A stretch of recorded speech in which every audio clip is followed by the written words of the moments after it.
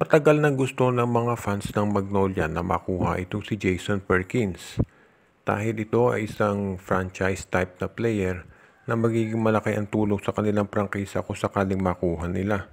Pero alam natin na mataas ang price tag nitong si Perkins kung siya ay kukunin nitong Magnolia Chicken Templados dahil ito ay naglalaro sa isang independent team at hindi yan basta-basta pagbibigyan.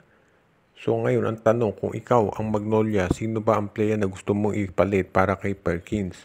Sa tingin ko, kung talagang gusto nila si Perkins, baka kailangan ng Magnolia na i-trade itong si Aris Dionisio.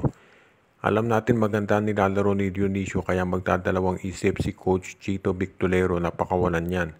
Pero iyon nga ang dahilan kung bakit yan ang pwedeng ipalit kay Perkins dahil hindi naman tatanggapin ng Phoenix kung si Rom De La Rosa ang kapalit. Alam natin kung ba't gusto ng Magnolia na pakawalan si Rom De La Rosa dahil nga hindi maganda laro nito. So bakit yan kukunin ng Phoenix? Hindi naman ito farm team. Kaya sa tingin ko, itong Phoenix Football Masters, kinakailangan yan na makakuha ng mga mahuhusay na players katulad ng Magnolia. Sa ngayon, ito si Jason Perkins, may mga balita na gusto rin itong mag-request ng trade. Pero kung sakasakali nga na mag-request siya ng trade, hindi naman basta-basta yan ibibigay ng Phoenix ng hindi nakakakuha ng magandang kapalit. Kaya abangan natin kung pwede nga. On the surface naman, dahil sa ganda ng nilalaro ni Dionisio, masasabi natin na fair na yung deal na yan.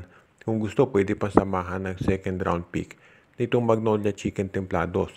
Ngayon, kung mangyari yan, magiging magandang upgrade talaga sa lineup nila kung makuha nila itong si Jason Perkins. Kaya masasabi natin na okay itong ganitong klaseng transaction kung sakaling matuloy dahil mabibigyan na rin ng oportunidad ng Magnolia na mag-compete at makapasok sa final. Baka mapaaga ang pagkukuha ng TNT dito kay Christian David mula sa Blackwater Bossing. Kaya natin nasabi to dahil dito sa ACL injury na na-sustain nitong si Brandon Ganuelos Roser.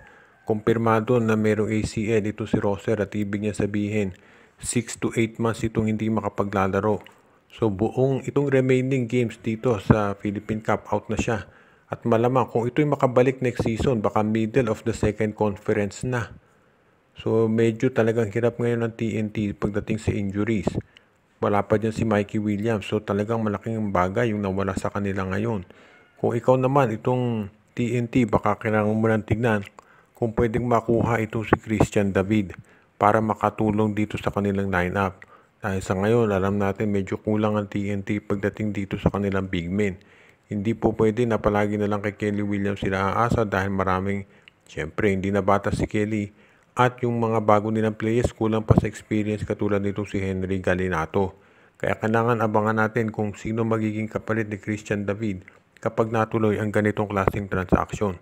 Masasabi natin talaga na itong si Christian David malaki potential niyan. Nakita natin sa mga nilalaro ng Blackwater Bossing. Lalo na pagkasama si Troy Rosario, lumalabas talaga yung husay nito. Kaya sa tingin ko, magiging maganda kung sakasakali nga na makuha siya ng TNT at pwedeng-pwede itong maging katandem itong si Calvin Oftana. Kapag yan ay nangyari, medyo masusolusyonan na yung problema ng TNT na dinulot ng pagkawala nito si Brandon Roser dahil sa kanyang ACL injury. Kaya sa ngayon, magiging maganda ang lineup ng TNT kung makuha nila si Christian David. Hindi pa natin natitiyak kung sino ang pwedeng maging kapalit dito, pero marami naman dyan na available na options para dito sa Magnolia.